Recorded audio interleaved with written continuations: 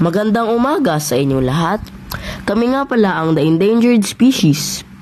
Ito ang picture ng Philippine Eagle. At ito ang picture ng endangered species sa bansa. Kabilang na dito ang Philippine Eagle. Pero bakit nga ba? Sisimulan natin ang simula nito at kung paano ito naging endangered species. Noong July 4, 1995, inideklara ni dating Pangulong Fidel V. Ramos. Inideklara niya dito na ang Philippine Eagle ay ang pambansang ibon ng Pilipinas. Ang hayop na ito ay matatagpuan sa Eastern Luzon, Samar at Leyte. Mindanao, matatagpuan sila sa Northern Sierra Madre, Mount Apu, at National Park sa Mindanao. Ang mga agilang nakikita sa Mindanao ay umabot ng 82 at 233 breeding pairs. At 6 ang nakita sa Samar at 2 sa Leyte. Pero kukunti lang sa Eastern Luzon. Ang agila ito ay may wingspan na umaabot ng 184 to 220 centimeters. At bigat nito ay 3.6 to 8.2 kilograms. Ayon sa IUFC, 400 pairs na lamang ang natitira sa bansa dahil sa bigla na ito itinuturing na endangered species. Ito simula pa noong 2010. Dahil sa ito, nagkaroon ng batas kagaya ng RA 9147 at ayon sa DNR, ang pagpatay nito ay pagkakakulong ng umaabot sa 12 years.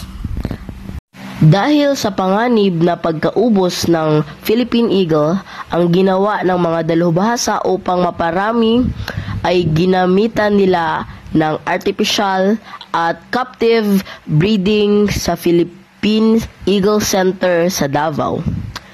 Meron rin silang proyekto, ang Philippine Eagle Foundation, na pagpapadala ng 2 agila sa Wildlife Resort Singapore.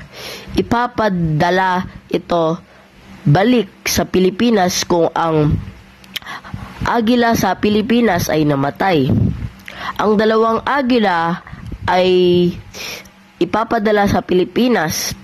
Ginawa rin proyekto ito dahil sa suspected avian flu sa China na inaasahang maaring madala ito sa Pilipinas at dinagdagan rin ito ng mga bagyo na nasira ang tahanan ng mga agila. Ang mga Philippine Eagle ay meron ng mga nickname kagaya ng Monkey Eating Eagle at Great Philippine Eagle. Ayon sa DNA, nalaman ito na ang mga agila ay relatibo sa snake eagle. Ang Philippine Eagle rin ay kilalang predator. Ginagamit nila ang kanilang kuko sa pangunguha ng kanilang prey. Ang